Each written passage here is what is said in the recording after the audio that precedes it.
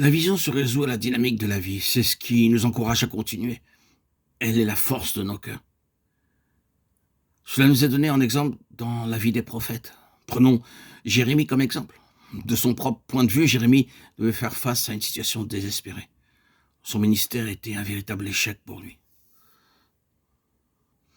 Nous savons ce qui s'est passé de nombreuses années plus tard, et nous savons aussi que des générations sont entrées dans la valeur de ce qu'il avait annoncé. Mais de son vivant, et pour lui personnellement, son ministère lui parut vain. Il le savait. Nous le voyons parfois se tourner vers le Seigneur et s'en prendre à lui. À un moment donné, il déclare à l'Éternel l'avoir trompé et placé dans un piège en l'appelant au ministère prophétique, en réalisant que son service était voué à l'échec. Et c'est bien ce qui se passa de son vivant. À un autre moment, il s'écria qu'il voulait s'enfuir de la situation dans laquelle il se trouvait, qu'il voulait s'éloigner de tout vers un lieu désert, loin des hommes et loin de tout. Si seulement il avait pu fuir loin de sa situation et des hommes, de cette chose qui semblait auparavant être pour lui une situation privilégiée. Maintenant, il pense s'enfuir. Pourquoi? Parce qu'il lui semble que la situation présente est désespérée. Parce que la réception des choses spirituelles est si lente. Parce qu'il lui semble qu'il n'y a aucune progression spirituelle. Et beaucoup d'autres choses encore. Néanmoins, à travers toutes ces vicissitudes, tous ces changements, toutes ces différentes humeurs, Jérémie est un homme ayant un feu dévorant dans ses os, et bien qu'il était déterminé à ne plus continuer. Il ne pouvait s'empêcher d'accomplir sa mission. Ce feu dévorant dans ses os est une autre expression de la vision que Dieu lui avait donnée. Et à travers tous ces aléas, cette vision maintint Jérémie.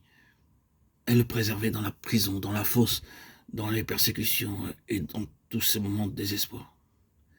Et bien qu'aujourd'hui, il se trouve dans de profondes ténèbres et désemparé dans son esprit, il ne pourra pas y demeurer. C'était une expérience qu'il devait vivre, mais il en sortit et le feu brûlait toujours. La vision demeura jusqu'à la fin. Chers amis, auditeurs, auditrices bien-aimés, frères et sœurs en Christ, c'est ainsi que nous sommes affectés par le dessein de Dieu. C'est une chose qui se situe bien au-dessus des circonstances environnantes, bien plus profonde que nos affections, nos émotions et nos expériences émotives.